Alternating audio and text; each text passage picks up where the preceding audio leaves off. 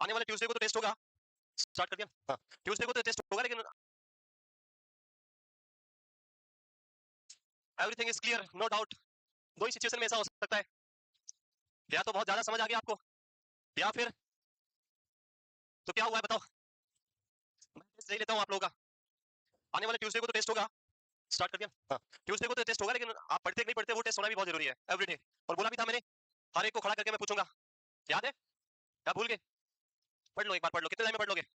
है कितना टाइम लगेगा पढ़ने में? अभी बुक खोल के बैठे जैसे अभी पढ़ ही लोगे आप लोग। मैंने बोला ना घर पे पढ़ोगे 10 से 15 मिनट लगेंगे। सिर्फ 5-7 टर्म पढ़ाई थी मैंने, ज्यादा पढ़ाई नहीं थी आपको। वो भी नहीं पढ़ी, आप भूल गए, कल क्लास नहीं थी इसलिए भूल गए। Very good. अभी तो एग्जाम बहुत दूर है, सितंबर में है, 4 महीने है? नहीं भूले? सो कुछ टर्म जो है ऑलरेडी मैं आपको पढ़ा चुका हूँ, और कुछ टर्म जो आज हम कंप्लीट करेंगे। और इन बिटवीन क्लास जो है मैं खड़ा करता रहूंगा आप लोगों को। जो आंसर नहीं देगा वो खड़ा ही रहेगा लास्ट तक, ठीक है? क्योंकि अभी तो आपने देख लिया, तो आपको याद हो गया होगा, पता नहीं तो थोड़ी देर में भूल जाओगे, मैं पढ़ाऊंगा तब फिर पूछूंगा मैं। सो लास्ट टर्म जो मैंने पढ़ाई थी वो थी टी हाफ। यस वही था। इसके बाद जो नेक्स्ट टर्म है उसको आज हम डिस्कस करेंगे, that is bio equivalence. In last class we discuss two terms, that is bio availability and first pass metabolism. याद है? This term is related to bio availability of the drug. जो drug की bio availability है उससे ये related term है, जिसके बारे में आज हम डिस्कस करेंगे। सो बायो इक्विवेलेंस क्या है देखते हैं।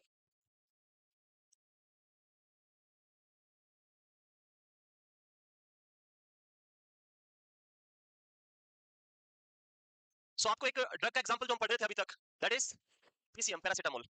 आई थिंक ऑलमोस्ट सबने ये पीसीएम टैबलेट कभी ना कभी यूज किया होगा, किया है सबने? सो हम इसका एग्जांपल के साथ डिस्कस करते हैं। आप मेडिकल स्टोर पे जाते हैं, ड्यू टू फीवर डॉक्टर आपको प्रिस्क्राइब करता है पैरासीटामोल 650 mg टीडीएस। लिख दिया 650 mg टीडीएस आपको प्रिस्क्राइब किया, और मेडिकल पे आप गए बाई करने। मेडिकल वाले ने आपको पैरासीटामोल दिया, एक पैरासीटामोल दिया जिसका नाम था कालपोल, सुना है? और एक पैरासीटामोल दिया जिसका नाम था डोलो। कालपोल के अंदर भी 650 mg था, and in Dolo again it is 650 mg. So the drug Calpol is a brand. Calpol is a brand name, as well as Dolo is also a brand name. Both drugs having the same content, same chemical, that is paracetamol, and both drug is having same dose. तो इसका dose है that is equal in both drug, that is 650 mg in both drug. दोनों drug का सब कुछ क्या है, same है, बस डिफरेंस क्या है? उनका कंपनी ब्रांड जिसको इसने बनाया, that is only the different, बाकी सब चीज क्या इसमें सेम है। अब आपने मॉर्निंग के अंदर पेशेंट जो है, या फिर आपने सेल्फ से लिया, और वो टैबलेट जो लिया आपने क्या लिया? कालपोल लिया।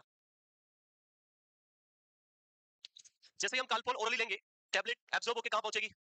सिस्टमिक सर्कुलेशन में पहुंचने से पहले लीवर के पास आएगी, और लीवर उसके कुछ अमाउंट को क्या करेगा? मेटाबोलाइज करेगा, जिसको हमने नाम दिया था फर्स्ट पास मेटाबॉलिज्म। आपने इस पेशेंट को ड्रग देने के बाद चेक किया कि ब्लड के अंदर इसकी बायो अवेलेबिलिटी कितनी है, amount of the drug which is present in systemic circulation after first pass metabolism, that is known as bioavailability. So आपने चेक किया कितनी है, और आपने देखा the calpol drug is having 500 mg as a bioavailability.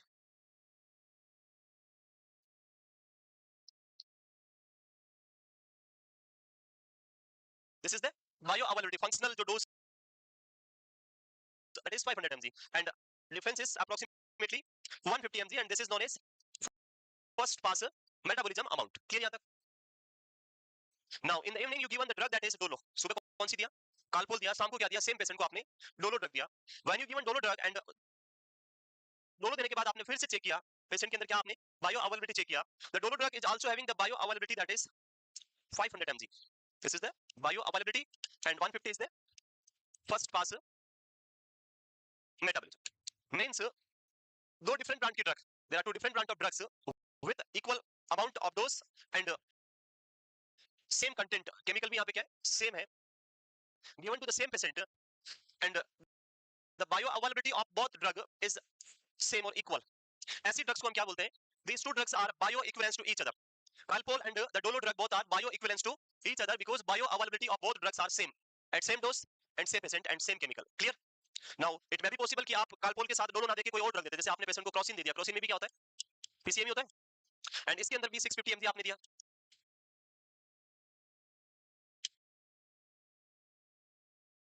और इसमें आपने बायो अवेलेबिलिटी चेक किया, और आपने देखा देखा the bio availability is 600 mg. Means the calpol and crocin drug की आप बायो अवेलेबिलिटी को चेक करेंगे तो बोथ आर नॉट सेम, दोनों सेम नहीं है, इसमें ज्यादा है और इसमें कम है। और अगर आप डोलो और क्रोसिन को भी चेक करेंगे तो दोनों में क्या है, डिफरेंस है, अलग अलग है। सो वी विल से कि the Dolo and Crocin both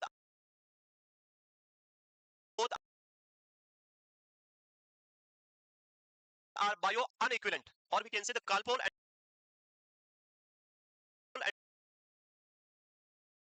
and Crocin both are bio inequivalent. तो जब बायो अवेलेबिलिटी दो डिफरेंट ब्रांड की ड्रग की सेम होती है तो उसको हम क्या बोलते हैं, बायो इक्विवेलेंस। और अगर डिफरेंट डिफरेंट होती है तो उसको हम क्या बोलेंगे, बायो अनइक्विवेलेंस। इसी वजह से डॉक्टर डॉक्टर जो है कुछ स्पेसिफिक ड्रग्स होती है, जैसे पीसीएम तो कोई प्रॉब्लम वाली ड्रग, कोई मेजर इशू नहीं करती, इसका कोई इतना बड़ा रोल नहीं भी लोगे तो कोई फर्क नहीं पड़ता है, एक दिन बाद फीवर ठीक हो जाएगा। लेकिन कुछ ऐसी स्पेसिफिक ड्रग्स होती है जो मैंने लास्ट क्लास में भी आपको बताई थी, जैसे फेरेटोइन। फेरेटोइन सुना है?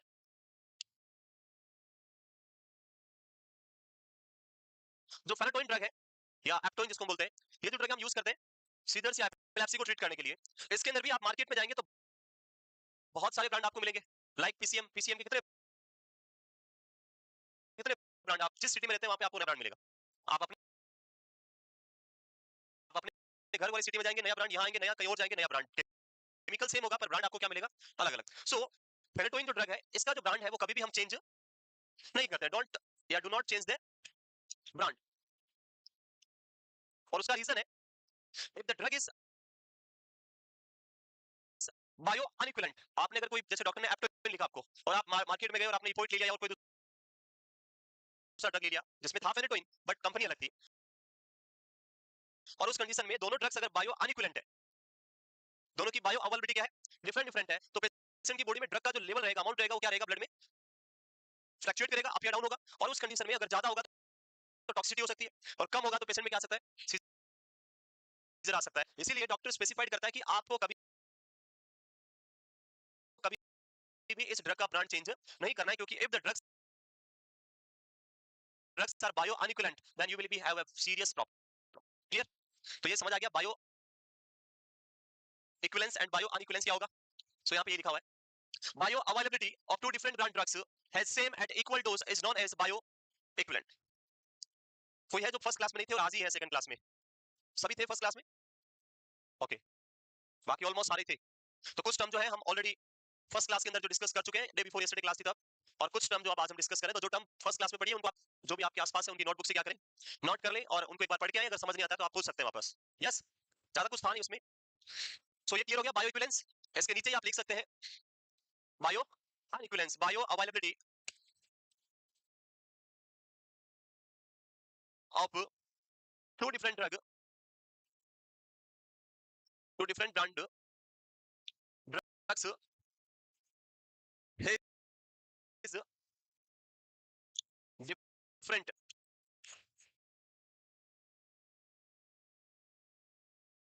at equal doses is known as bio unequivalent।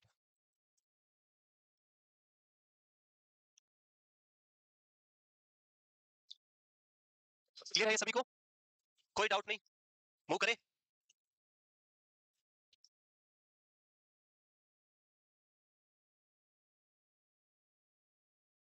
लिखिए, नेक्स्ट वन इज, नहीं लिखा?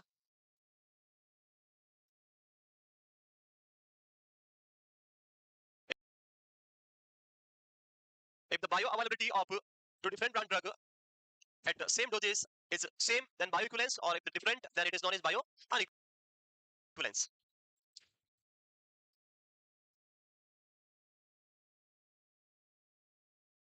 क्लियर? मूव करें नेक्स्ट।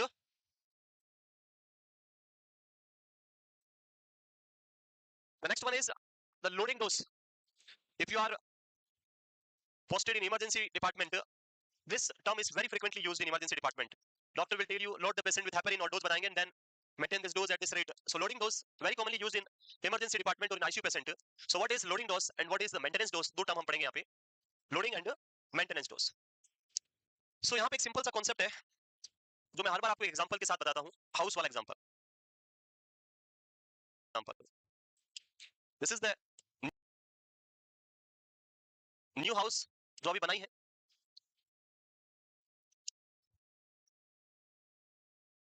अरे मेरा घर अभी पुराना हो गया, 1 महीना पुराना हो गया. And this is the now this time focus on the class. बिल्कुल सबको मिलेगा, डोंट वरी. बोला तो था आप लोगों को कल सुबह.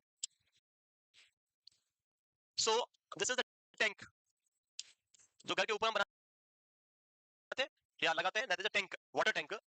And the capacity of this tank is approximately 1000 liter. 1000 liter. This is the pipeline जो इंस्टॉल किया and this is the tape जहां से वाटर आप यहां पे यूज करेंगे. सो ये टैंक भी कंप्लीटली एम्प्टी है, खाली है पूरी तरह से. And if somebody ask you to fill this tank completely, how much amount of water you required? ये पूरा खाली है, कैपेसिटी आपको बता दी. अब इसको पूरा भरना है, कितना अमाउंट ऑफ वाटर आपको रिक्वायर्ड होगा. So you will say easily say कि sir we required 1000 litre water. जब इसको हमें फर्स्ट टाइम क्या करना है, कंप्लीटली फिल करना है. Clear?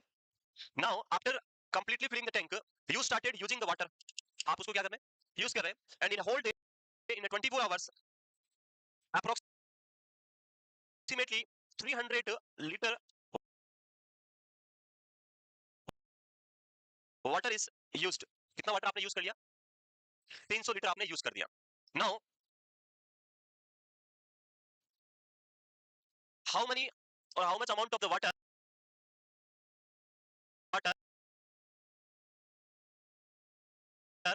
is remaining in the tank after this 300 ml?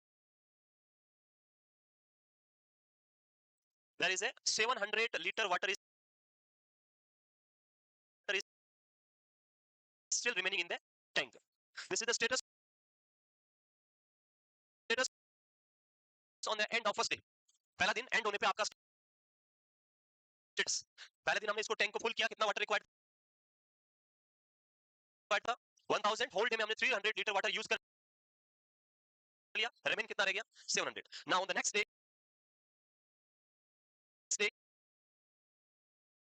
in the morning, again somebody asks you, I need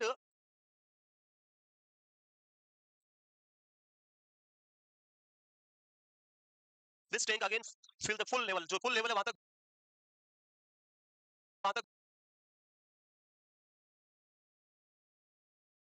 भरना है मुझे तो पूरा. सो अब आपको इसमें कितना वाटर फिल करना होगा?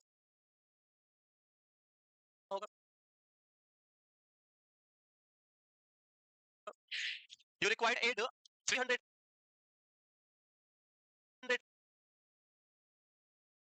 liter again water, so it will be again 1000. and on the उस दिन आपने सेकंड डे भी वापस कितना यूज किया? 300. तो नेक्स्ट डे वापस कितना फिल करना होगा? 300. कुछ आ रहा समझ में? This same concept is implemented on the loading dose and maintenance dose. Loading dose means when patient is admitted in the hospital, doctor tell you कि मेरे पेशेंट में मुझे इतना लेवल तक इस ड्रग का लेवल चाहिए. डॉक्टर आपको बोलेगा कि मुझे हेपरिन का बॉडी के अंदर 10,000 यूनिट चाहिए. तो आप कितना दे देंगे? 10,000 दे देंगे पेशेंट को. अब हमने पढ़ा था, याद होगा आपको, कि बॉडी के अंदर मेटाबॉलिज्म होता है और मेटाबॉलिज्म में कुछ मॉलिक्यूल्स स्लोली क्या होते हैं बॉडी से आउट होते हैं, जो डिपेंड करते हैं उस ड्रग की हाफ लाइफ ऑफ ड्रग में कितने टाइम में बाहर निकलेंगे. सो पेशेंट आपके पास आया, डॉक्टर ने बोला कि उसको कितना अमाउंट चाहिए? 10,000 इंटरनेशनल यूनिट मेंटेन करना है. आउट ऑफ दिस 10,000 आपने पहले दिन आते लगा दिया 10,000. लगाने के बाद होल डे के अंदर बॉडी ने क्या किया, इसमें से मेटाबॉलिज्म करके 3,000 इंटरनेशनल यूनिट को क्या कर दिया? मेटाबोलाइज करके बॉडी से आउट कर दिया. सो बॉडी में कितना अमाउंट बचा? 7,000. नेक्स्ट डे डॉक्टर की डिजायर कितनी है?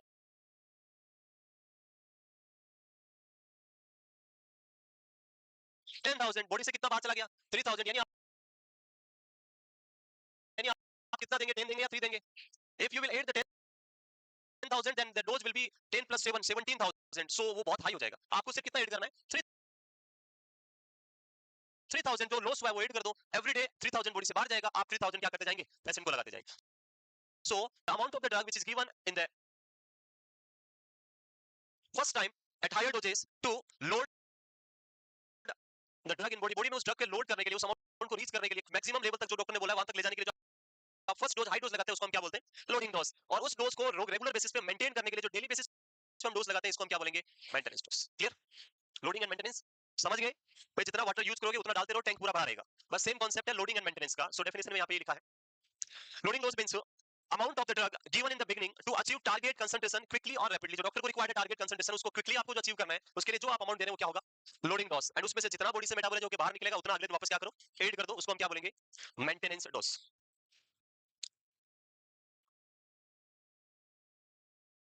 At any point if you have any doubt immediately उठ जाना है और क्या करना है?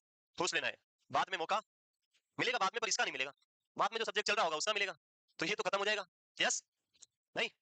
वेरी सून आपकी जो है बड़ी क्लासेस स्टार्ट होने वाली है। अभी सिर्फ 5 घंटे की क्लास है, आज तो 4 घंटे ही, 4 साढ़े 4 घंटे ही होगा, क्योंकि आज तो मैं 2 बजे आया ही नहीं, 3 बजे आया हूँ, तो 1 घंटा कम हो गया। खुश हो रहे होंगे आप लोग, आज तो 1 घंटा कम पढ़ना है। नहीं? 2 बजे आ गए? अरे आप तो आगे, पर हमारी भी बहुत सारी सिचुएशंस होती है, because we are government servant employees and my duty is over by 2 PM. 2 बजे तक मेरी ड्यूटी होती है, तो उससे पहले मैं आ नहीं सकता हूँ। और 2 बजे और होने के बाद बॉडी को चलाने में थोड़ा पेट्रोल डीजल चाहिए होता है, तो वो लेने में थोड़ा टाइम लगता है और फिर क्लास स्टार्ट करनी होती है, तो इसलिए थोड़ा टाइम लग जाता है। अदरवाइज सब फ्री होते तो मैं सुबह से यही होता हूँ, डोंट वरी। तो इसलिए आज है फ्राइडे, सैटरडे और संडे, देखते हैं कब होगा। सो नेक्स्ट जो हम क्लास लेंगे मॉर्निंग में, उस क्लास में मैं आपको पढ़ाऊंगा सोशियोलॉजी। फार्मा तो इवनिंग में पढ़ाऊंगा मैं, मॉर्निंग में पढ़ाऊंगा सोशियोलॉजी, सोसाइटी, फैमिली, शादी ब्याह, जीवना। सो वो सारी सुबह सुबह जब आप आएंगे तो आपको ये सारी चीजें जो है एक्सप्लेन करूंगा। Sociology, I am talking about the sociology, society, marriage, family. Okay okay. Language barrier is there? Anybody is having only required explanation in English only? One candidate is there, और कोई है जिसको सिर्फ इंग्लिश चाहिए? कोई बात नहीं, पीछे वालों को चाहिए। The problem is that, don't worry. हाँ हाँ, wait wait, don't worry. So I will explain in both languages, don't worry, in Hindi as well as in English. The problem is that when I am teaching in Hindi, Hindi वालों को लगता है हमें पढ़ा रहे हैं, and when I am teaching in English, तब हिंदी वालों को लगता है कि ये कुछ और बोल रहे हैं जो हमें नहीं पढ़ा रहे हैं। So I will teach one sentence in both languages 2 time. So Hindi में आपके लिए होता है, इंग्लिश में दूसरों के लिए वही लैंग्वेज वही सेंटेंस होता है, वो अलग से कुछ नहीं होता है। आप ये ना सोचें कि हमें नहीं पढ़ाया, ये कुछ और बोल दिया इन्होंने। Yes? Okay, no problem. Loading dose clear? So कहीं पे भी डाउट लगे immediately raise the hand and ask, don't worry. इनके हिंदी वालों के लिए सोचना नहीं है, think about yourself. Next, maintenance dose. So the amount of drug which is given to maintain a target plasma concentration of any drug, that is known as maintenance dose. So amount of the drug given to maintain the target plasma concentration. So every day our liver is metabolize the amount of drug on the basis of T half or plasma T half. That amount is excreted out by the kidney. Same amount you will give through the maintenance dose. जो amount kidney ने बाहर निकाला उतना आप क्या दे दो patient को? Maintenance के रूप में वापस प्रोवाइड कर दो, उसको हम बोलेंगे मेंटेनेंस डोज।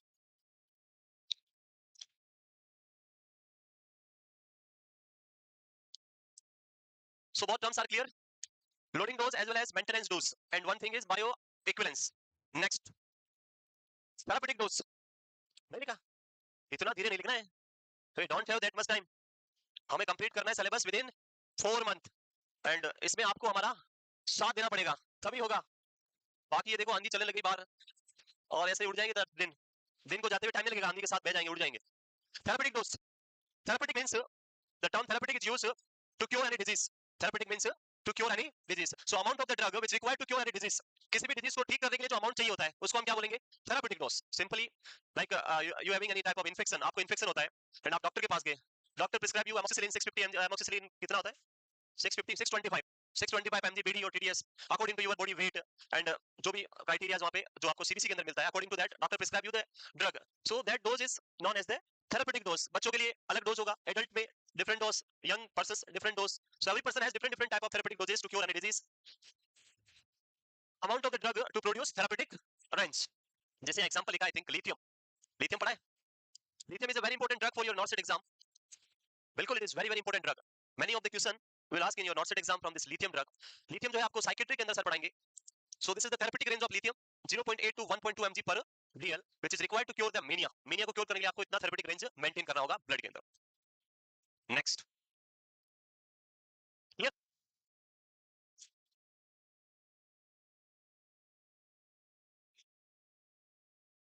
सो जितने भी नए जो ज्वाइन किए हैं वो सब तैयार है सुबह आने के लिए, या अभी भी डर लग रहा है? 10 तारीख से अभी कितना हो गया? 18, 17, आज कितना है? 17, 8 दिन हो गए। रेडी है अभी? एडजस्टमेंट हो गया? सो अभी जो आप 10-11 बजे उठते होंगे, तो कितने बजे उठना है फिर? 5 बजे, 1 घंटा पढ़ के आना 6 बजे तक। Yes, next, essential drug. Essential drug is a type of poison which is specially used in PSC primary health, जो केयर हम पढ़ते हैं, कम्युनिटी में पढ़ा होगा primary health care, and in primary health care components of elements, okay, elements of primary health care, and there are 8 elements, ELEMENTS, short term, short trick to remember the elements of PSC, याद किया होगा, and out of these 8 elements, one element is essential drug provision, one provision is essential drug provision. So first we discuss what is the meaning of essential drug. पता है किसी को what is the meaning of essential drug? जो book में लिखा है वो तो लिखा ही है वहां पे, उसको रीड आउट नहीं करना है, वो मैंने लिखा है। मीनिंग, बेसिक मीनिंग समझना आना चाहिए कि what is the meaning of essential drug. जो इजीली मिल जाती है, इजीली तो आपको नार्कोटिक भी मिल ही जाता है। किसी को मना किया टमाटो देने के लिए, किसी ने 50 रुपए देगा, 100 रुपए तो 4 पत्ते दे देगा, वो देगा नहीं देगा? Yes, MTP kit is not given by given to any medical personal. आपको एमटीपी किट चाहिए तो आपको गायनेकोलॉजिस्ट के पास जाना होगा और उसके प्रिस्क्रिप्शन के साथ वो उनके ऑब्जर्वेशन में दिया जाता है। लेकिन एमटीपी किट जितना बिकता है उससे ज्यादा कोई ड्रग नहीं बिकती होगी। मिलता ही हो तो इंडिया कुछ भी मिलेगा, हम वो बात नहीं कर रहे। उस डेफिनेशन का मीनिंग ये नहीं है कि जो इजीली मिल जाए वो एसेंशियल ड्रग है। So essential drug means like if any person is suffering with tuberculosis, TB, जानते हो, mycobacterium tubercular infection, for this tuberculosis management और government give free of cost management देते हैं, and a specific treatment is given that is DOTS therapy. DOTS therapy मिलता है। In DOTS therapy the drug is supplied at your door, आपके घर के ऊपर आती है ड्रग, एंड जो ड्रग दी जाती है उसमें भी पूरा आपको ऑब्जर्व करते हैं, आपने लीक नहीं लिया, ऐसे तो ड्रग इधर जा रही है, ऐसे बहुत ऐसे होते हैं जिनको टेबलेट देते हो ऐसे करते हैं, पानी पी लेते हैं, उनको घर वालों लगता है ले ली, ड्रग ऐसे पीछे हो जाती है, देखा है? सो डॉट्स थेरेपी का मीनिंग ये है, direct observer, direct observe treatment short course. So in DOTS therapy जो आपको स्ट्रिप मिलती है, आजकल जो स्ट्रिप आती है, that strip contain 28 tablets, one strip contain 28 tablet for 1 month, and when you complete the 28 tablets, the empty strip given back to the sub centre और primary health centre, then they will give you one new strip. So उससे counting भी हो जाएगा और आपने लिया नहीं लिया वो भी पता चल जाएगा उसके अंदर, अगर कोई रिमेनिंग ड्रग्स है तो। So the tuberculosis drug, which is known as the anti-TB drug or DOTS drugs, these drugs are available for only poor person or rich person.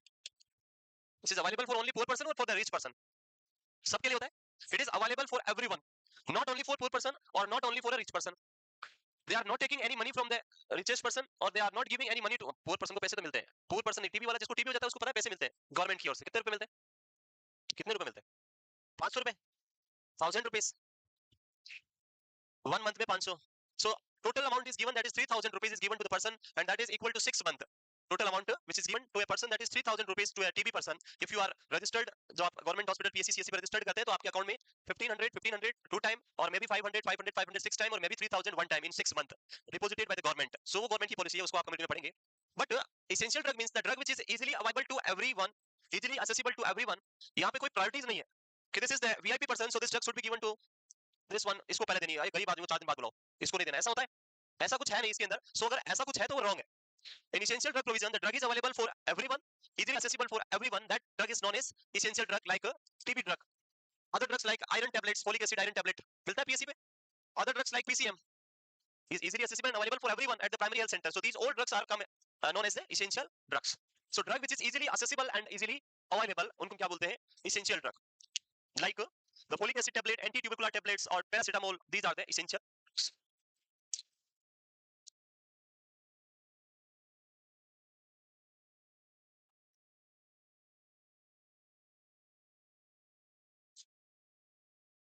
Move करें आगे. Next, slowly the level of difficulty will be decreased, not increase, will be decreased. अगर आप इनको पहले से क्या करेंगे, पढ़ के आएंगे, अगर आप डेली बेसिस पे इनको रिवाइज करेंगे तो आपको जो लेवल ऑफ डिफिकल्टी है वो फील नहीं होगा. एंड आज जो आप करके आए वैसा करके आओगे तो फिर आपको अगले दिन कुछ पता नहीं चलेगा. सो एवरीडे घर जाके क्या करना है, just revise. It will take only 10 to 15 minutes. And I am sure कि जो मैंने बोला था फर्स्ट क्लास के अंदर, after the ending of this pharmacology you will say sir this is the most easiest subject in our nursing field. हमने तो अभी तक पता नहीं, डर रहे थे इससे, कॉलेज में पढ़ के डर गए थे. फार्मा नहीं, बिल्कुल अभी पूछते हैं आपसे नहीं तो. Next is over the counter drug which is also known as OTC drug. बिल्कुल डर किसी सब्जेक्ट का नहीं होना चाहिए, सारे सब्जेक्ट बहुत इजी है. Even psychiatric, sociology, psychology, these are microbiology, बहुत इजी सब्जेक्ट है ये. ओटीसी जानते हो? ओवर द काउंटर ड्रग, जो काउंटर के ऊपर रखी रहती है उनको हम क्या बोलते हैं? The drug which is kept on a counter is known as over the counter drug. ऐसा कुछ है कांसेप्ट. लाइक प्रेग्नेंट फीमेल, आपने एक ड्रग मैंने पढ़ा lithium, there is a contraindication for lithium, that is pregnancy. In case of pregnancy और in case of lactating mother the drug is contraindicated. Drug is contraindicated. So एक problem क्या हुआ कि एक ड्रग प्रिस्क्राइब किया गया फॉर मदर के लिए ड्रग प्रिस्क्राइब किया, एंड उसके अंदर मेंशन किया गया drug should not be given to the lactating mother और नर्सिंग मदर और pregnant female. This is a contraindication, जो उसके रिलेटिव को अटेंडेंट को एक्सप्लेन कर दिया गया. After reaching the home The drug was not given to that patient. So person is suffering with severe mania. Lithium was not given to the patient. So patient is suffering with severe mania and again reported to the hospital after 5 days. Doctor history collect किया and पूछा drug कितनी बार लिया दिन में? How many times you taken the drug? So relative बोला एक भी बार नहीं लिया. Drug was not given to the patient for a single time. So doctor asked why? तो उसने बोला आपने clearly mention किया था. You clearly explained me last time that if the female is nursing mother or female is lactating mother or the pregnant female, the drug should not be given to that female. So my mother is completed nursing in 2010 and he is a nursing mother and that's why I have not given drug to my mother. So doctor completely shocked and many of you also shocked. आपको भी shock लग गया क्योंकि आपको अभी तक समझ नहीं आया नर्सिंग मदर क्या होता है. So nursing mother means it not mean that a lady who completed BSc nursing or a GNM or is a nurse, she is a nurse, that is known as nursing mother. Nursing mother means the mother who is lactating female, जो breastfeeding female है उसको हम क्या बोलते हैं? Nursing. जो छोटे baby का केयर कर रही है, ब्रेस्ट फीड करा रही है, उसको केयर कर रही है, छोटा बेबी जिसके, उसको हम क्या बोलते हैं? Nursing mother. बट उसको नहीं पता था नर्सिंग मदर किसको बोलते हैं, इसलिए हमने ड्रग नहीं दिया क्योंकि हमारी मम्मी ने क्या किया है? नर्सिंग किया है. यस, ऐसा तो नहीं है. One student asked the teacher sir what is nosocomial infection. मुझे तो समझ नहीं आया. क्या पूछा? What is nosocomial infection. मुझे समझ नहीं आया sir, explain me in detail. Teacher ने एक थप्पड़ मारा. इतना कॉन्सेप्ट समझ नहीं आया तेरे को? What is nosocomial? Noso means nose. So it's a very common concept. Nose means nose. Means जो infection nose से होता है, that is known as nosocomial infection. क्या इसमें याद रखना है? So ऐसे concept इसमें तो नहीं है over the counter drug. The drug which kept over the counter that is known as over the counter drug. ऐसा तो नहीं है. फिर कैसा है? So the drug which is available or given to a person without any doctor prescription, that drug is known as over the counter drug. The drug which does not require any doctor prescription. Like you require paracetamol, you not require any prescription. चाहिए? If you require iron tablet, not require any prescription. If you require tramadol, you required or not? Tramadol is not given without doctor prescription. आपका दोस्त है या मिलने वाला वो बात अलग, वो नहीं बात करें हम. लीगली अगर हम बात करें तो tramadol is a narcotic drug. It is not given without narcotic slip or doctor prescription. So the drug which is easily available and sold without any doctor prescription, that is known as over the counter drug. So these drugs can be sold to a patient without the need for a doctor prescription. Example PCM, antacid, pantoprazole, rabeprazole, omeprazole, ranitidine.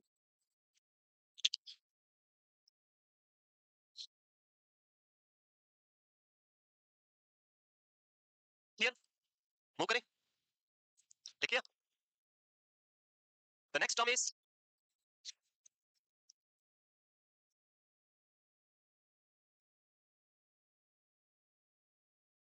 move करें. The next is अगर आपको सिर्फ antacid में D बच गया ना, वो भी यहीं से देख के लिखोगे आप. एंटासिड तक लिख दिया सर, डी रह गया, रुको सर. हैं डी ऐसे सर, डी एक मिनट, डी इतना बचा वो भी देखने दो सर. है सो इतना कॉपी एंड पेस्ट नहीं करना है. यूज योर विवेक, अपने विवेक को यूज करो. Next prescription drug. So prescription drug name में ही लिखा हुआ है. The type of drug which required a doctor prescription is known as prescription drug. The drug which cannot be sold by without doctor prescription, that is known as prescription drug. Like antibiotics, tramadol. These are drugs which can be obtained only upon producing the prescription of a registered medical practitioner. And examples are the antibiotics, antipsychotics. These are the example of prescription drugs.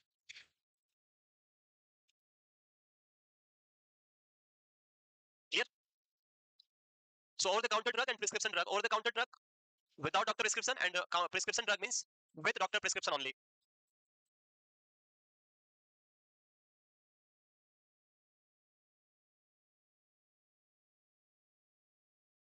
Yes?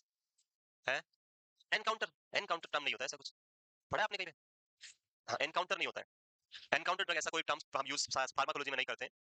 It's an counter जो drug है over the counter, same for over the counter और counter drug. Clear? Move करें. Next pro drug. It's pro. Pro देखा आजकल आता है, phone भी pro आता है, क्या क्या प्रो आता है. ड्रग भी प्रो होती है आजकल. It's a drug and this is a pro drug. अलग ही है pro. What is pro drug? So pro drug means the drug which is available in inactive form. और वी कैन से, आपको जैसे एग्जांपल देता हूं मैं. चाय पीते हो सब? सो चाय किससे बनता है? मिल्क चाहिए आपको, एसेंशियल कंपोनेंट में मिल्क चाहिए. मिल्क किसमें कन्वर्ट होगा? चाय बनेगा, उसमें आप जो भी डालोगे वो सारे. सेम ऐसा ही हमारे पास की मिल्क की तरह एक कोई कंपोनेंट है और उसके अंदर आप चाय जो लिप डालते हैं, टी लिप जो डालते हैं, वैसे हम एंजाइम मिक्स करेंगे और वो ड्रग कन्वर्ट हो जाएगा किसी और में, चाय बन जाएगा उसका. तो उसको हम कंपेयर करेंगे. तो उसी को मैं एग्जांपल के साथ आपको क्लियर करता हूं प्रो ड्रग क्या होता है. And it is a very important concept जो आगे हम पढ़ेंगे, like in disease like Parkinson disease और इन फ्यू अदर जो कंडीशंस आएगी जो मैं आगे पढ़ाऊंगा आपको. प्रो ड्रग जस्ट पहले आपको क्या करना है, समझना. लिखना हुआ सब लिखा हुआ है, वो सब मिल जाएगा, लिखा हुआ कहीं नहीं जाएगा. Pro drug means first term जो हम यूज करते हैं, that is it's a type of inactive form of drug. Whenever you heard about the pro drug word, it means it's a type of inactive form of drug. ये drug का inactive form, यानी अभी तक activated नहीं है, ये काम नहीं करेगा. ये इनएक्टिव फॉर्म है, मतलब इसको बॉडी में जाने के बाद क्या करना पड़ेगा? you need your body required to activate this drug, so it will work in your body. Inactive form of drug. I will give you one example of this prodrug, that is the levodopa. Levodopa. So levodopa is a type of prodrug, and अगर ये prodrug है तो मतलब इससे क्या बनेगा? Drug बनेगा. Prodrug से क्या बनेगा? ड्रग बनेगा. It will form a drug. नाम में मेंशन किया हुआ है कौन सी ड्रग बनाएगा? levodopa will form a drug. That drug is known as dopa, means dopamine. So levodopa is the prodrug of dopamine. Levodopa is the prodrug of dopamine. जिससे dopamine बनता है वो कौन है? levodopa है. And this is an active form of dopamine. The conversion of levodopa into dopamine will require a specific enzyme. Without any enzyme, this levodopa will not convert it into dopamine. बिना enzyme के ये conversion नहीं होगा. आपको इसके लिए क्या चाहिए होगा? एंजाइम रिक्वायर्ड होगा. And the enzyme which convert levodopa into dopamine, that enzyme is known as DDC enzyme. Name of the enzyme is DDC enzyme. DDC means dopa decarboxylase. This is the full form of DDC, dopa decarboxylase. So this is the enzyme which required to convert levodopa into dopamine, or we can say to convert the inactive form of dopamine into active form of dopamine. We require enzyme, that is DDC enzyme. This DDC enzyme present in our body in every part. हमारी body के हर एक part में DDC enzyme होता है. Like it present in our brain, CSF, present in our blood, in everywhere. हर जगह आपकी body के अंदर कौन प्रेजेंट है? DDC enzyme है. So जैसे ही आप levodopa पेशेंट को देंगे, when you are injecting the levodopa to a patient, this DDC enzyme react with this levodopa and convert it into dopamine in every part of the body. Clear? अब question ये है, why this prodrug or an inactive form of drug is required? क्यों चाहिए आपको prodrug? ये body में जैसे आपने इंजेक्शन लगाया, if you given levodopa here, this will be converted here, यहाँ पे डोपामिन बन जाएगा. फिर उसका क्या बेनिफिट मिला? Why you are giving levodopa? Dopamine लगा दो directly. It's an active form of drug. Why you are giving inactive form of drug? बिल्कुल, absolutely the right answer is the dopamine is a type of highly charged drug. It's a highly charged molecule and it is not able to cross the blood-brain barrier. Our dopamine is not able to cross the blood-brain barrier, and in some cases we require dopamine to reach in our brain. Like in case of Parkinson disease, dopamine is reduced in our brain. Brain में आपके substantia nigra में dopamine कम हुआ है, and dopamine वहाँ पहुँचना चाहिए, and dopamine is not able to cross the blood-brain barrier, so it will not reach to the brain. फिर ये levodopa कैसे पहुँचेगा? ये तो कन्वर्ट हो गया.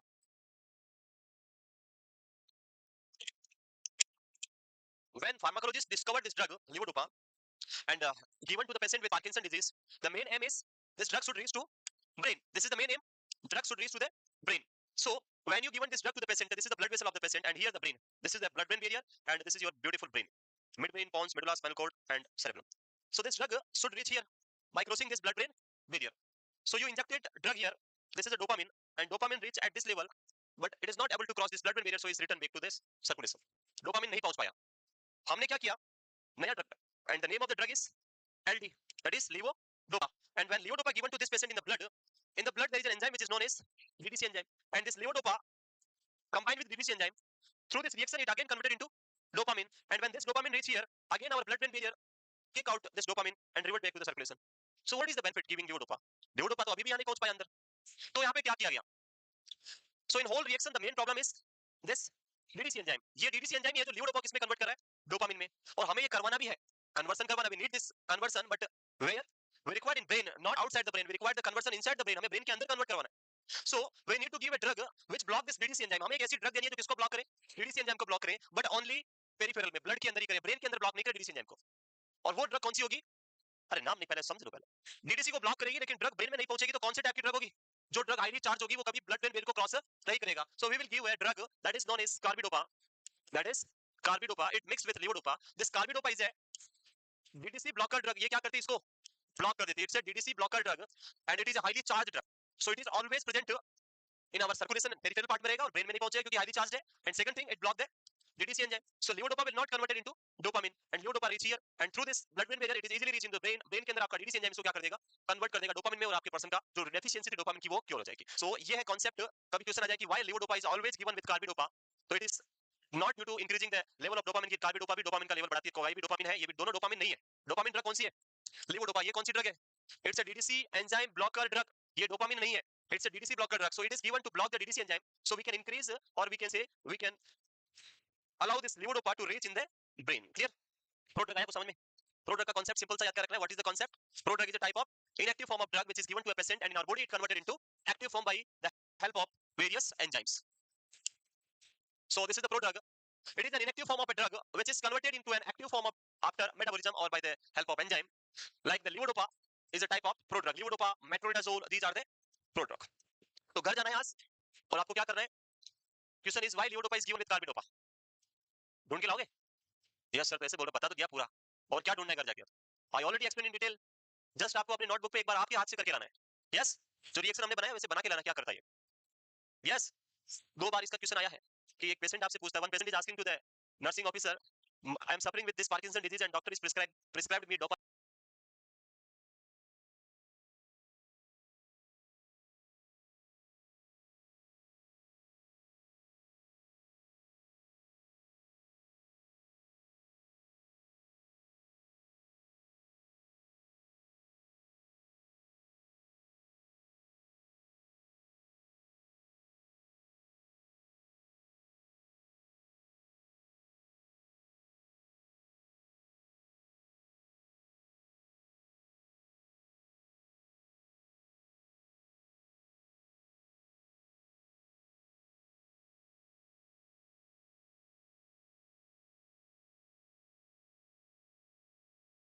Dopamine drug. Why you are giving me these 2 tablets? Why you are not giving only a single tablet of dopamine? What is the rationale given by the nurse to the patient? आप क्या rationale दोगे वहां पे?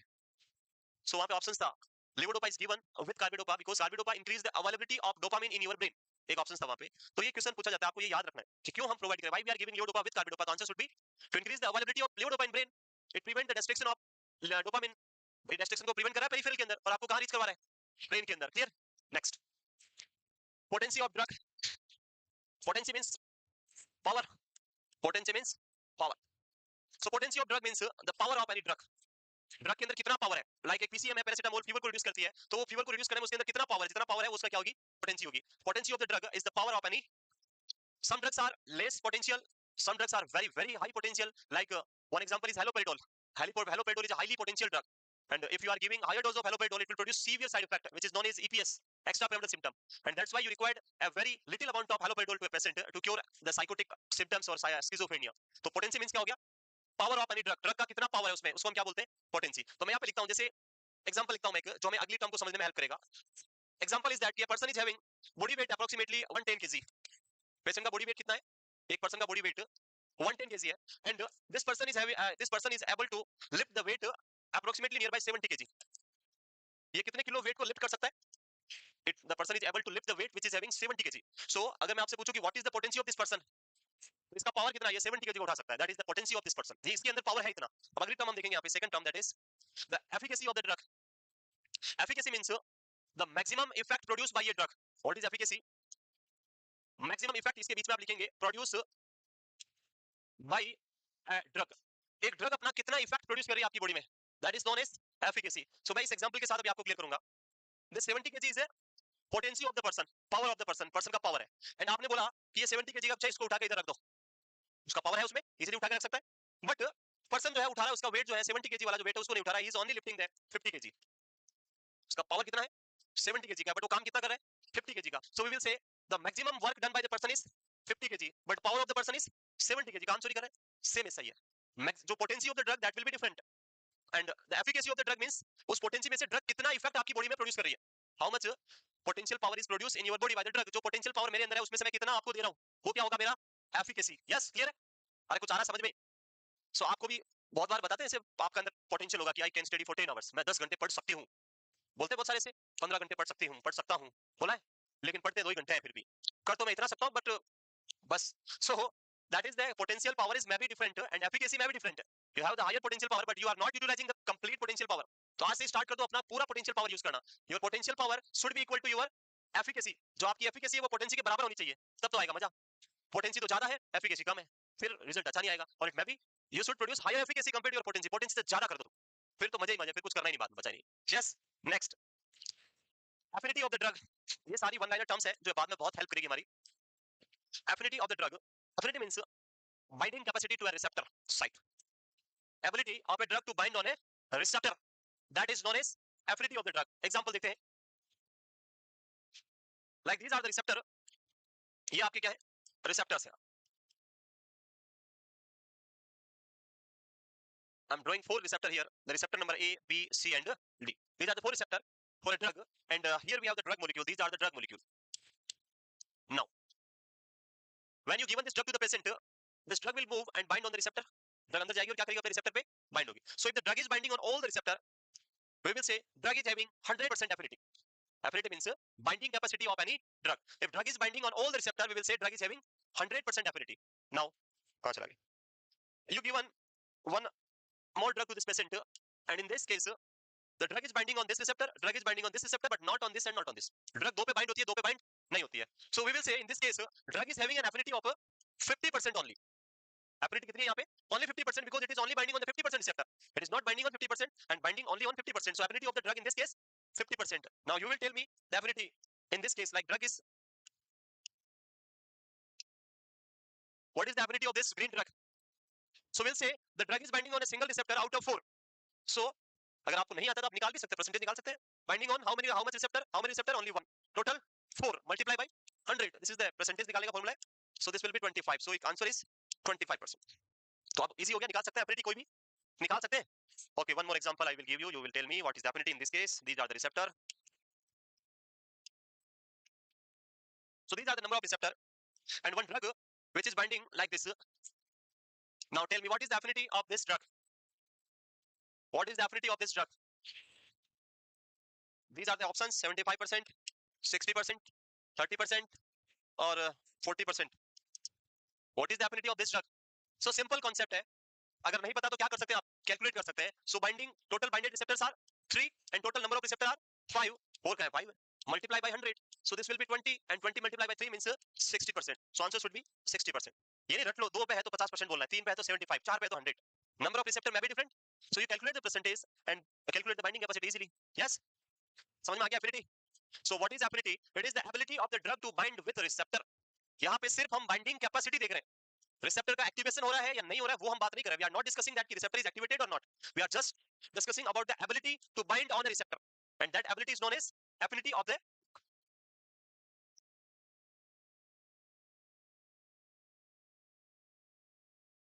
सो this is clear. Move करें आगे.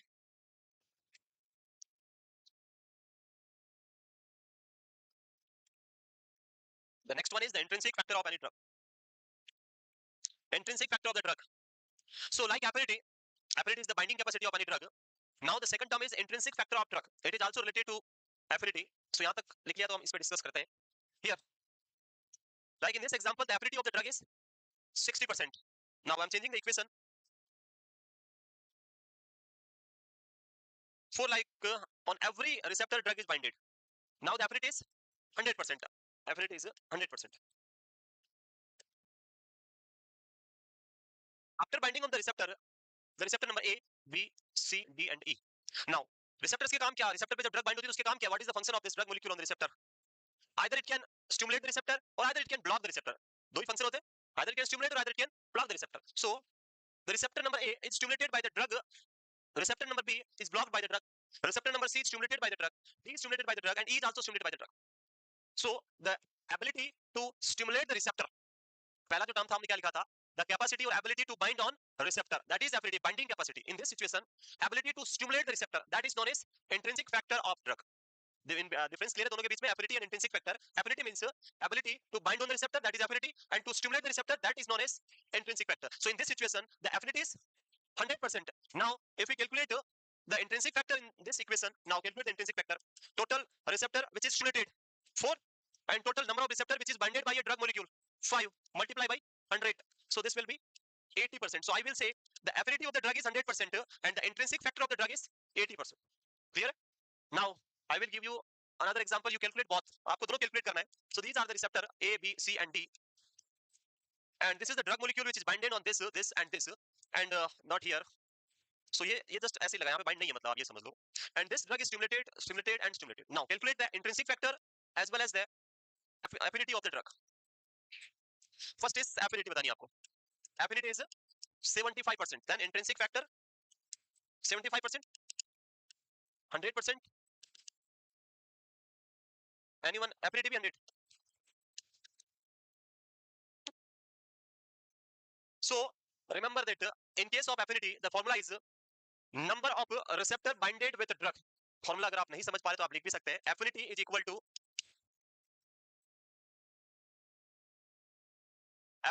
to number of receptor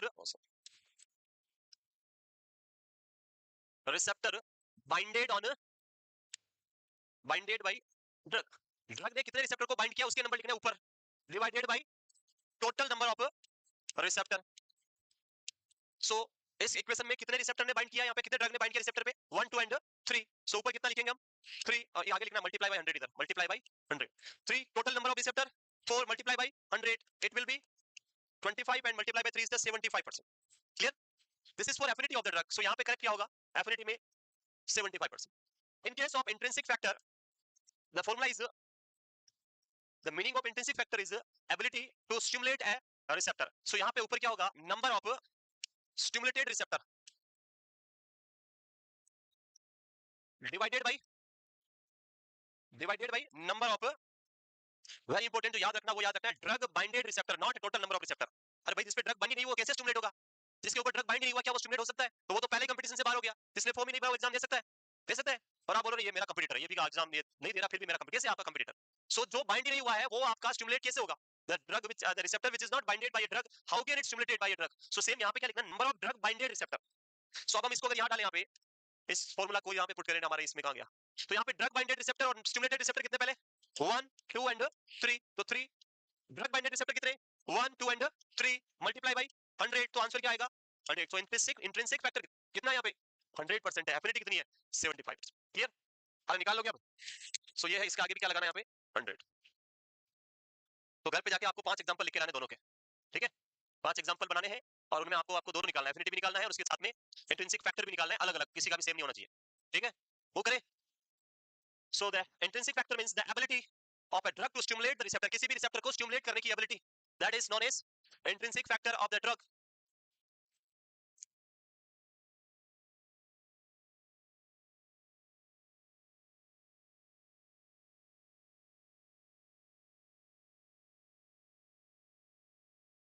clear है, वो करें.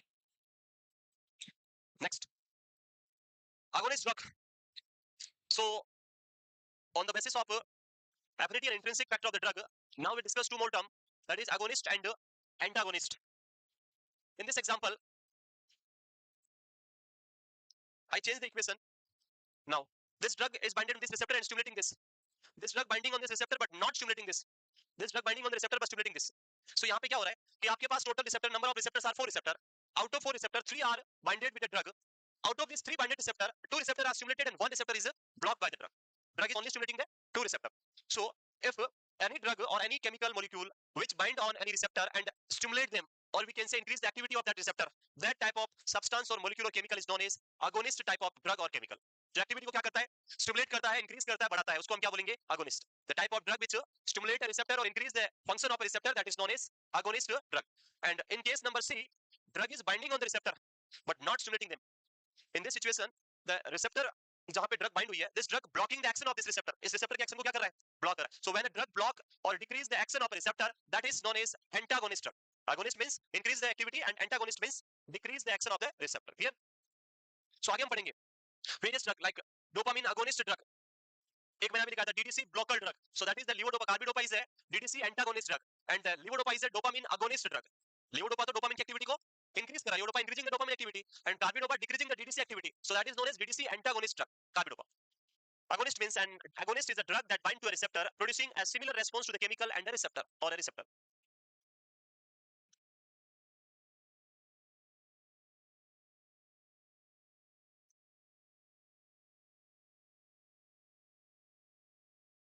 Clear? Agonist and antagonist in your upcoming Tuesday test, this one liner question जो बहुत सारे हम पढ़ रहे हैं यहाँ पे टर्म्स, उसी के बेसिस पे एमसीक्यूज होंगे और इनमें आपको कोई डिफिकल्टी नहीं होनी चाहिए.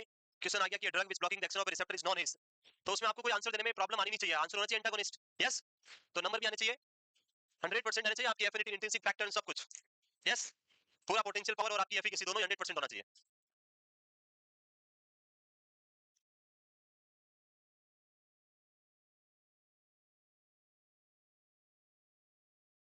This Tuesday we will conduct the first model paper of this batch, new batch.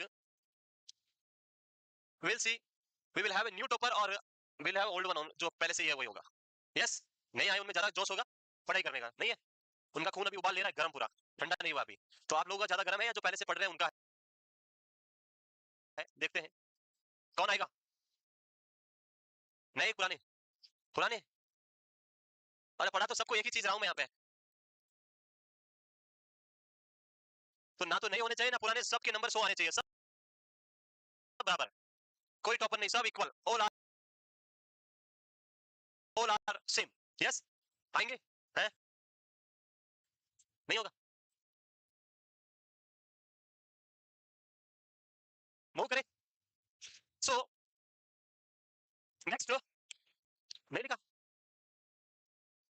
Antagonist, an antagonist is a drug that bind to the receptor and stop the receptor from producing a response, जो किसी receptor के action को block करता है उसको हम क्या बोलेंगे? Antagonist. Antagonist the drug which block the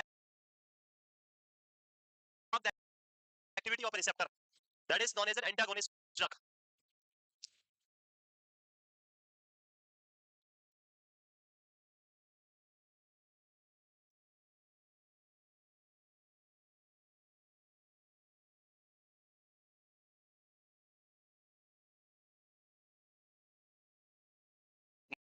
next लिख दिया?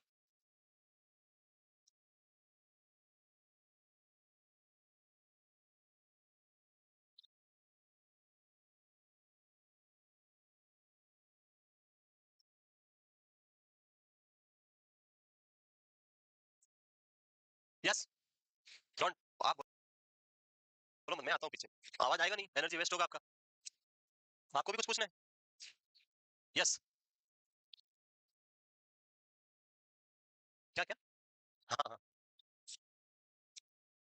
मैं अभी अभी वो पूरा टॉपिक में पढ़ाऊंगा इसके बाद, जहाँ पे 3 टाइप की ड्रग्स पढ़ाएंगे अभी, केमिकल, जेनरिक एंड प्लांट, तीनों ही उसको पूरा डिटेल डिस्कस करेंगे अभी, तीनों ही अलग से भी पढ़ाएंगे, इसके बाद में हो जाएगा। एक मिनट, क्या कह रहा? हाँ हाँ हाँ, वो मैं समझ रहा हूँ, अभी पूरा अभी आ जाएगा, तो 10 5 मिनट 10 मिनट बाद आ जाएगा।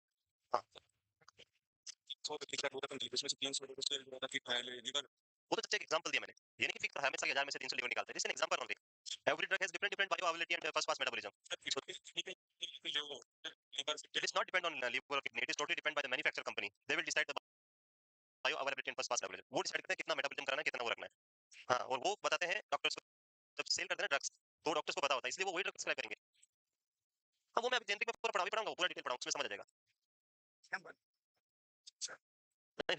अभी करते हैं ना, आगे करते हैं। यस, क्या बोल रहे हो? फार्मर पेपर है, किसमें? ये पूरा रहेगा, किसके लिए फार्मर का पेपर है?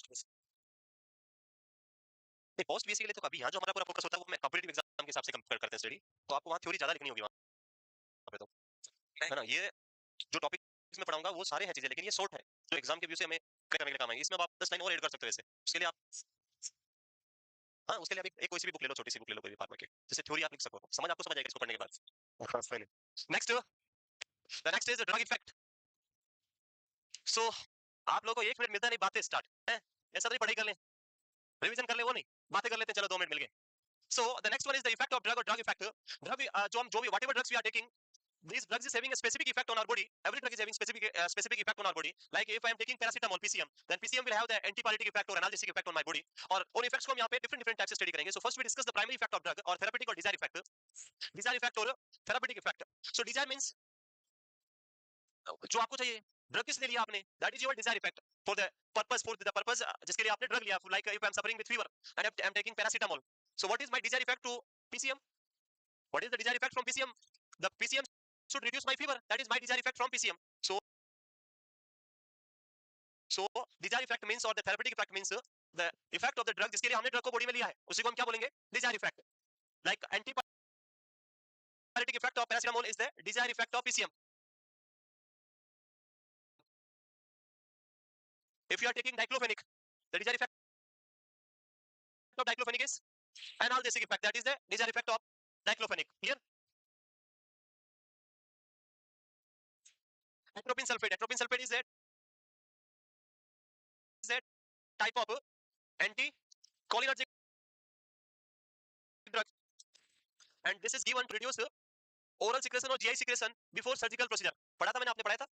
We will give the atropine sulfate to reduce the GIT secretions by blocking the which system, parasympathetic. Anticholinergic means it block the cholinergic system. Anti means cholinergic के against, यानी cholinergic को क्या करेगा, block करेगा, and cholinergic system is related to parasympathetic. So it atropine sulfate block the cholinergic system or block the parasympathetic action in our GIT, and due to blockage of parasympathetic action, the oral secretion will be reduced in our GIT and person will have the less amount of oral secretion and less chance for aspiration. Respiration. So atropine sulphate हम दे रहे हैं, उसका Dzire effect यहाँ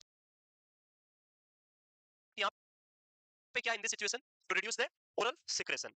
next clear, desire effect और therapeutic effect. Next drug effect के अंदर second one is the undesired effect और non therapeutic effect. There are many effects of the drug which is produced in our body and that effects we not required. Like if you are taking tramadol, your desired effect is analgesic, reduce the pain, that is the desired effect from the tramadol hydrochloride. But tramadol will also produce vomiting. Tramadol क्या करेगा? The common side effect of tramadol is the vomiting. So vomiting is not a desired effect, it's an undesired effect. मैं if I taking tramadol, क्या मैं चाहूंगा कि मुझे vomiting भी हो जाए साथ में? नहीं चाहूंगा मैं, but tramadol से क्या हो रहा है? Vomiting हो रहा है. So that is an undesired or non-therapeutic effect, जिसको हम बोलते हैं साइड इफेक्ट और adverse effect. So the side effect of any type of side effect और any type of adverse effect of a drug come under the undesired और non therapeutic effect. Like दो type हम पढ़ेंगे यहाँ पे, one is the side effects and second one is the adverse effect. Both are same, both are different, very good. So side effect and adverse effect both are different effects of a drug.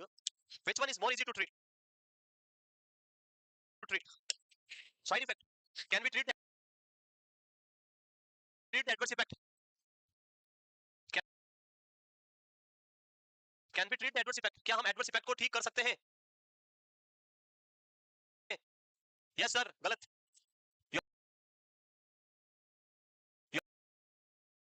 You are not able to treat the adverse effect. You can only able to treat the side effect of a drug. For example, paracetamol is a drug which is producing a severe adverse effect, that is liver failure. That is liver failure. क्या आप liver failure को रोक सकते हैं? Only one option, don't take the PCM. बाकी कोई option नहीं है। PCM खाए जा रहे हैं, अब liver बोल रहा है मैं फेल हो रहा हूँ, आप बोल रहे रुक कुछ करता हूँ मैं। कैसे करोगे, क्या करोगे? कुछ ऑप्शंस नहीं है। So we can able to treat the side effect of drug, but we are not able to treat the adverse effect of drug. Second thing, the side effects are always predictable.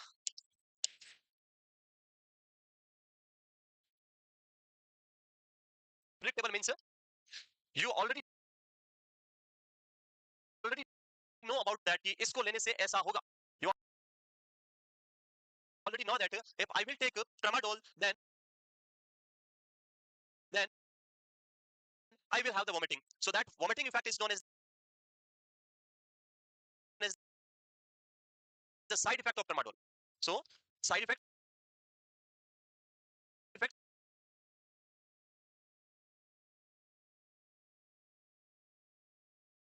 are always predictable, but the adverse effects are always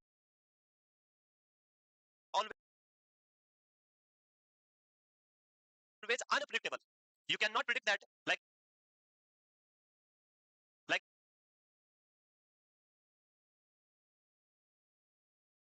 आप PCM खा रहे हैं, इतने साल तक खा रहे हैं, क्या कोई प्रेडिक्ट कर सकता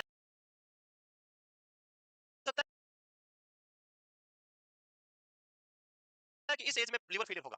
कोई बता सकता है? ये पर्सन रोज PCM खाता है, 10 साल बाद इसका लिवर फेल हो जाएगा। A person is taking alcohol regularly and person may have the adverse effect of alcohol is liver cirrhosis or liver failure. क्या कोई बता सकता है उसका लिवर फेल होगा कब? No. That will be happen suddenly with unpredictable time. कभी भी हो सकता है, अनप्रेडिक्टेड होगा, उसको हम क्या बोलेंगे? Adverse effect. So it is always unpredictable. Second thing, side effects are always easily treatable, जिनको हम easily क्या कर सकते हैं? ट्रीट कर सकते हैं, but adverse effects are not treatable, उनको हम ट्रीट नहीं कर सकते। तो दो टर्म्स यहाँ पे है। देख प्रेडिक्टेबल में साइड इफेक्ट्स, ये क्या है? प्रेडिक्टेबल इफेक्ट है ड्रग के जो अनडिजायरेबल है। लाइक फॉर एग्जांपल एट्रोपिन का एक प्रेडिक्टेबल इफेक्ट क्या होता है? Like if you are giving atropine sulphate to increase the heart rate को बढ़ाने के लिए दे रहे हैं, लेकिन आपके हार्ट रेट के साथ साथ ओरल सिक्रेशंस भी क्या हो जाएंगे? Atropine sulphate will also reduce the oral secretion and produce dryness of mouth. So that is the side effect of drug. If you are giving atropine sulfate to dry the mouth, then it will also increase the heart rate. So tachycardia is the side effect of atropine. तो ये क्या है? Side effects. One more example you can mention, that is tramadol. Tramadol will produce vomiting. And the side effects are always preventable. इनको mother word में क्या use करते हैं? Preventable. For example, if you are giving tramadol, you can easily prevent the vomiting by giving antiemetics. Antiemetics देते पहले ondansetron आप लगा दो, पेशेंट को वोमिटिंग नहीं होगा। उसके बाद आप क्या लगाओ? Tramadol, person will not have vomiting. But PCM खाओ, उससे पहले कुछ भी ले लो फिर भी क्या होगा, लीवर तो कभी ना कभी फेल होगा, उसको कुछ भी देने से बचाया नहीं जा सकता, क्योंकि PCM is a hepatotoxic drug, it will produce liver failure, so the side effects are always preventable and predictable, जिसके बारे में आपको पहले से ही पता होता है, but the adverse effect are unpredictable. हटा दो इसको. Adverse effects like PCM से क्या होता है, liver damage या liver failure, that is unpredictable and non preventable, आप इसको prevent भी नहीं कर सकते. So these two are the primary effect of any drug, desirable and undesirable, these two are the primary effect of drug, drug के primary effect है दोनों, these are the primary effect जो every person के अंदर आपको देखने को मिलेंगे. Every person will have these two effect, the desirable effect and undesirable effect, which is known as primary effect of drug.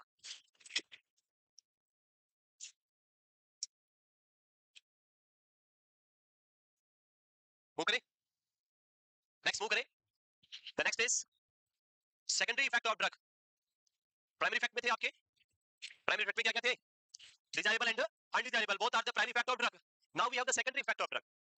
Secondary effect of drug, like a patient is scheduled for kidney transplantation.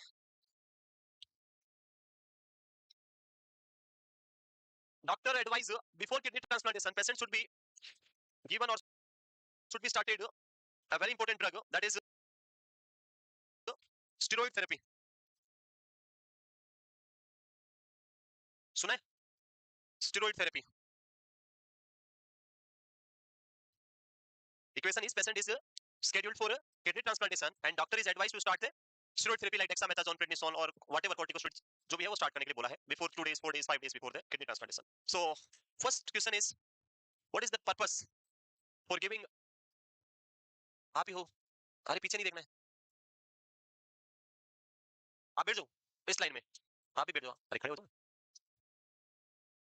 अरे इस line की बोल रहा हूँ मैं इधर, हाँ खड़े हो जाओ, हाँ उधर पीछे पीछे देखे जा रहे हो. है सो सुना है, किडनी ट्रांसप्लांटेशन सुना है, स्टेरॉइड भी जानते हो, सुना है, कब पास आउट हुए, बीएससी किया, जीएनएम, बीएससी कहां से हो, प्रतापगढ़, कहां से किया, उदयपुर से, ओके, स्टेरॉइड सुना है, okay. So this person is scheduled for kidney transplantation और पेशेंट को क्या देना है, स्टेरॉइड थेरेपी देना है.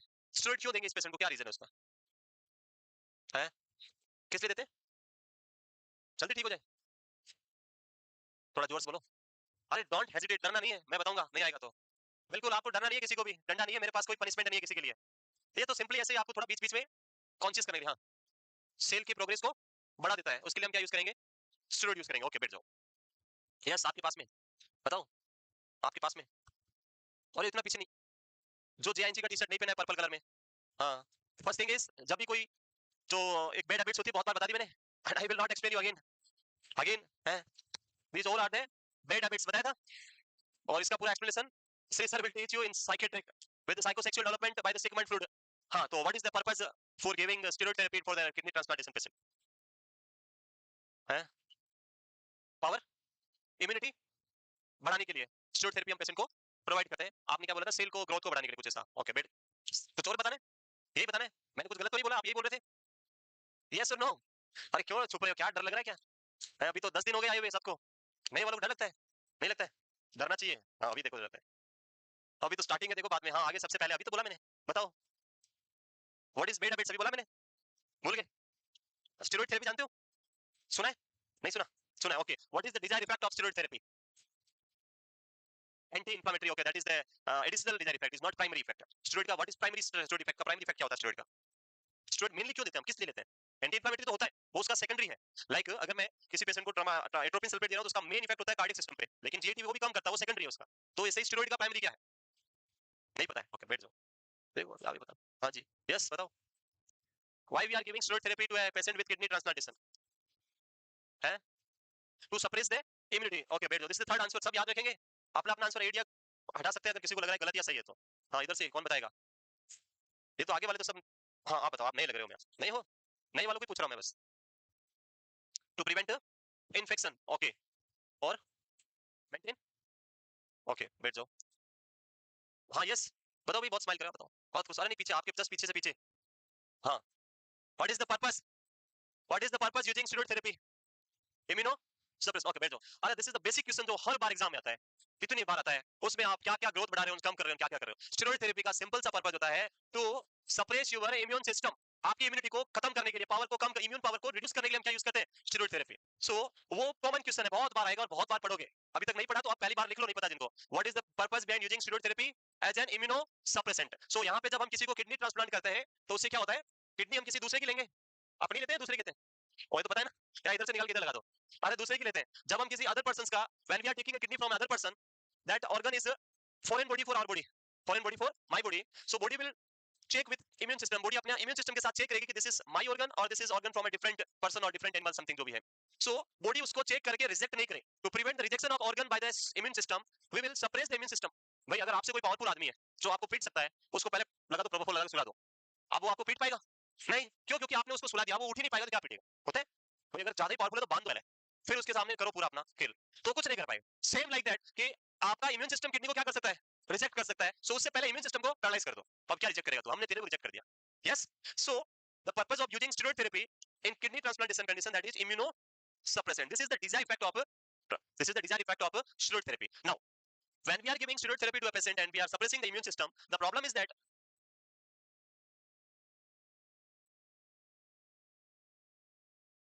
the benefit is that the kidney will not reject it. ये तो benefit होगा,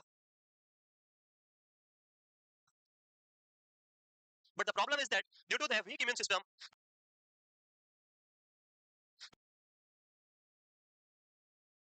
there will be higher chance for opportunistic infection.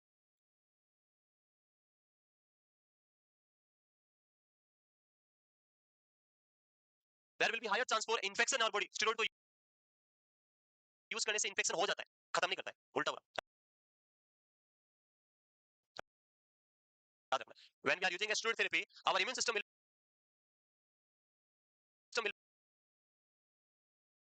be weak and there are higher chance for developing infection.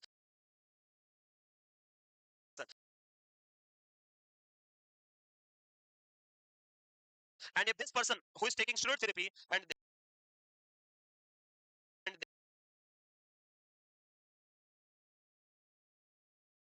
if this person is suffering with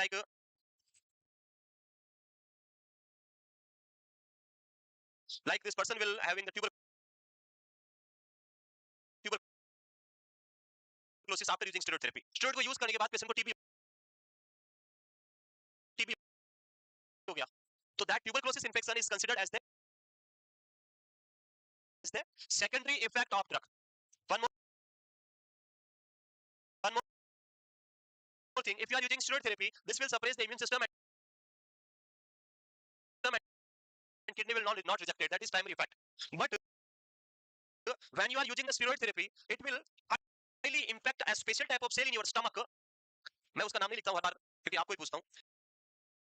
And that cell will produce a high amount of HCl and that may lead to peptic ulcer. And that's why before taking steroid therapy, every doctor prescribe antacid to the patient. With steroid therapy, always given antacid to prevent the peptic ulcer. So, कौन सी cell है? Which cell produce HCl in our stomach? Parietal or chip? Parietal. ये मैं हर बार आप लोगों से पूछता हूँ. So, if using a steroid therapy, अगर आप steroid therapy use करें और person को क्या हो गया? Person is suffering with peptic ulcer. This effect is known as secondary effect of steroid therapy. Clear हो गया? Yes. लिख लो. Definition लिख लो. The These are the indirect consequences of a primary action of a drug. Drug के primary action की वजह से कुछ indirectly दूसरा कुछ problem हो जाना. That is known as secondary effect of drug. And examples are corticosteroids cause weak host defense mechanism or we can say cause weak immune system so that latent tuberculosis gets activated. Latent का मतलब जो पहले से already treated है, एक बार आपने treat कर दिया, उसका टीबी खत्म हो गया, उसको हम बोलते हैं latent TB. And अगर वो immune system weak होता है तो mycobacterium वापस activate हो जाता है. So वो वापस हो गया, उसको हम क्या बोलेंगे? Secondary effect of drug.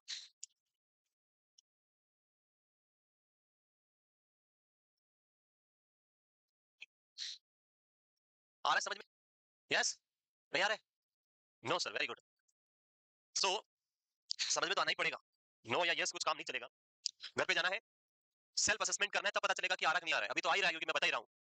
आप लोग अपना क्या करें? सेल्फ असेसमेंट करें और एबीसीडी पढ़ के आए ताकि मैं आपको ये जीएचआई पढ़ा सकूं.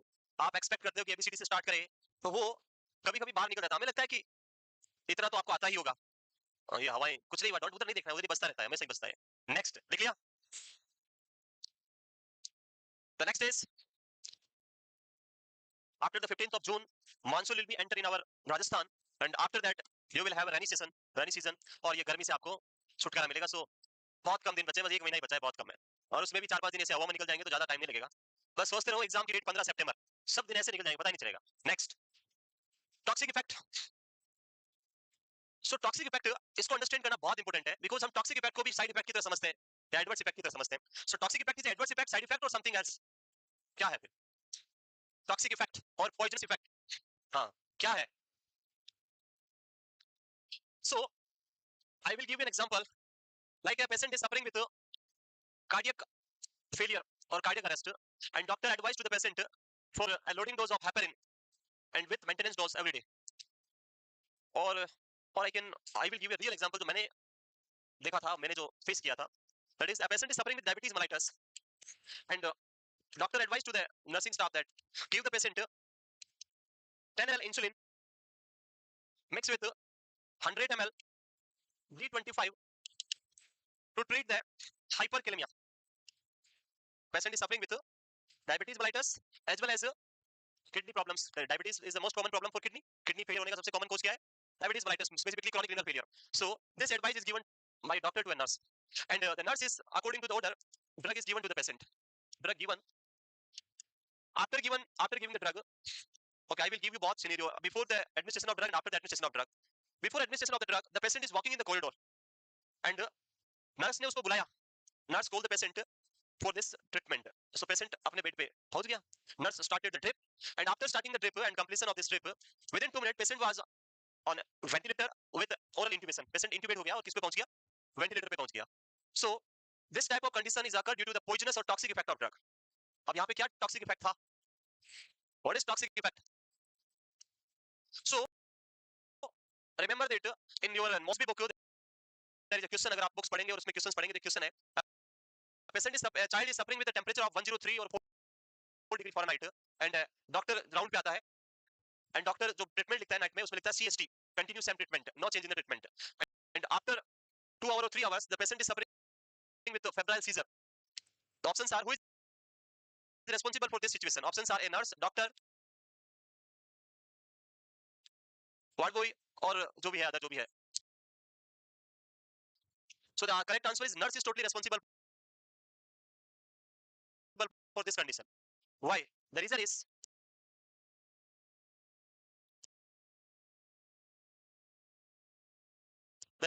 same here. If a doctor is writing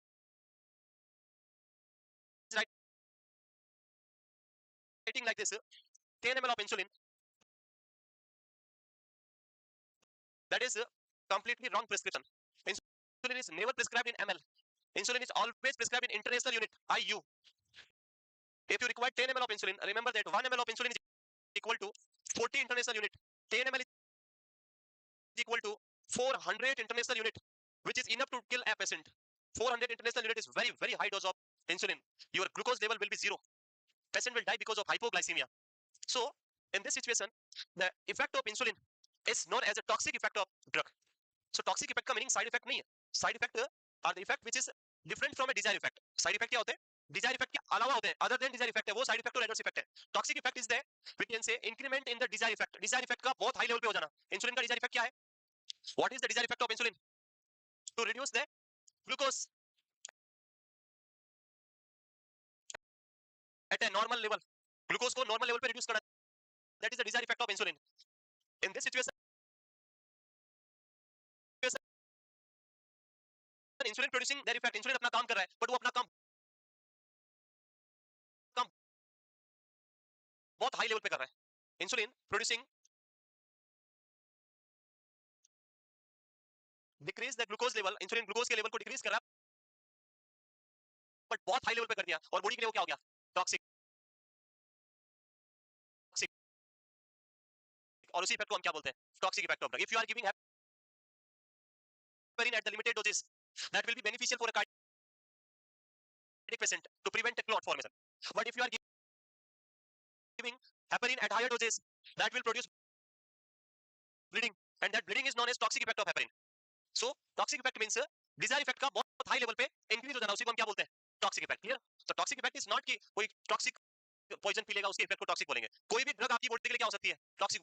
any drug can be toxic for your body if you are taking in excess form, high amount में आप ले रहे तो आपके लिए क्या है? टॉक्सिक है। सो यानी क्या definition?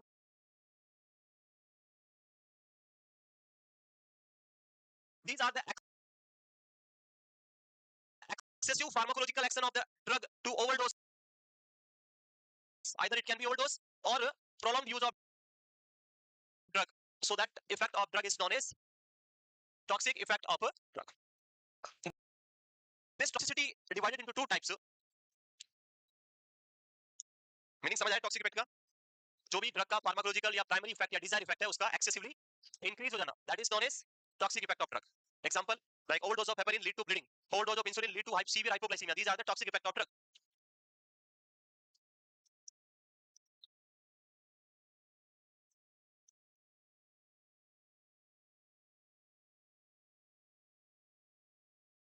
Move kare. The next is toxic effect can be divided into two types.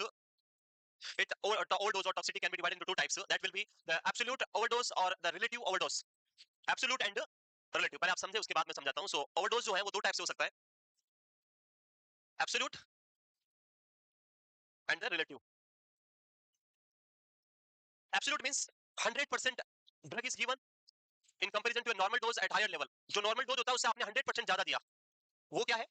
Absolute overdose है. Like in my example, insulin जो आपने पेशेंट को दिया, instead of 10 international unit, you given 400 international unit. So that is an absolute overdose. You are given a higher dose of drug. That is known as absolute overdose. This absolute can be divided into two types. That will be accidental. Accidental means in my example, the nurse is given 10 ml of insulin in dextrose 25 on basis of doctor order. That is an accidental. Why accidental? Because nurse also don't know. May be possible कि doctor ने flow में या by mistake mention कर दिया. Our responsibility, you have to call to the doctor and confirm कि should I give 10 ml of insulin or should I give 10 international unit of insulin. So वहां पे गलती किसकी आएगी? अगर वो पेशेंट डाई हुआ तो totally first responsible person is a nurse. Why आपने क्वेश्चन क्यों नहीं किया? पीडियाट्रिक बच्चे में जो फेब्रिल सीजर आया था वहां पे नर्स क्यों रेस्पॉन्सिबल है? क्योंकि नर्स ने क्वेश्चन क्यों नहीं किया कि आपके बच्चे को फीवर आ रहा तो आप इसको एंटीबायोटिक क्यों नहीं दे रहे हैं? आप सेम क्यों नहीं कर treatment? Why you are not changing the treatment? आपको क्वेश्चन करना होगा वहां पे. If you are not questioning to the doctor, you are responsible for that problem. Clear? So it may be accidental and second one will be the suicidal. Sometime the drug will be taken for the purpose of suicide. Like in hospital, person is taking propofol in excess amount. So propofol, the main purpose of propofol is to sedate the person. But if you are taking in higher doses, that will suppress your brain activity and person will completely sedated and undergo the death process. तो दो type से absolute toxicity हो सकती है. First one is accidental, अननोनली, आपको पता नहीं था लेकिन हो गया. एंड सेकंड थिंग, एक्सीडेंटल के बाद सुसाइडल, आप अपने आप को हार्म करने के लिए आपने ड्रग लिया. That is the suicidal absolute overdose of drug. And relative, relative means drug is taken at the therapeutic doses. जो ड्रग की डोज होती है उतनी आपने ली है. Like in my body PCM is required 650 mg TDS for a fever for 3 days. So that is the therapeutic requirement for my body. Same आपने patient को therapeutic dose ही दिया है. लेकिन the problem is that like a patient is suffering with kidney failure or kidney disease and doctor advised to the patient give the amikacin 100 mg OD. Is this correct order? क्यों? क्या गलत है? क्या spelling गलत है? So remember that all the type of aminoglycosides are highly toxic for the kidney. Here ototoxicity cause करती है. So all the type of aminoglycosides are contraindicated in case of kidney failure or renal failure. If you are giving aminoglycoside to the patient with renal failure or kidney failure, that will cause more and more problem in your kidney. इसीलिए हम 100% absolutely क्या करते हैं? aminoglycosides को contraindicate करते हैं renal failure के patients में. In this situation, patient is having kidney disease and patient is prescribed aminoglycoside. This amikacin is a type of aminoglycoside. So aminoglycoside should not be given to the patient to reduce the toxicity in kidney. But आप patient को फिर भी दे रहे हैं और इसकी वजह से किडनी में क्या होगा? डैमेज होगा, किडनी में टॉक्सिक इफेक्ट आएगा and that toxicity due to the use of amikacin but at the therapeutic doses. Problem क्या थी? पेशेंट को किडनी डिजीज थी और नहीं देनी थी फिर भी आपने दे दी. ऐसी टॉक्सिसिटी को हम क्या बोलते हैं? रिलेटिव. जहां पे दोस्त तो थेरेप्यूटिक है बट पेशेंट में कॉन्ट्राइंडिकेटेड है फिर भी आपने दे दी, उसको हम क्या बोलेंगे? Relative toxicity. So there are two types of toxicity: absolute, which is due to accidental or suicidal, and relative, like use of gentamicin in renal failure. This is one example. ये एक single example है. Toxicity may result from increase of the therapeutic effects itself. Drug के therapeutic effect का increase होना उसी को हम क्या बोलते हैं? Toxic effect. Like bleeding due to the use of heparin. Heparin is given for the preventional purpose. Clot बनने से रोकने के लिए हम हेपरिन देते हैं. लेकिन हेपरिन आपके पर्सन में क्या कर रहा है? ब्लीडिंग कर रहा है. Means it is a toxic effect of heparin. So coma कुछ नहीं है. लिख लिया? Remaining part of this pharmacology introduction will discuss in next class tomorrow. लिखने के बाद इसको बंद कर देना. इसको कर दो. Thank you.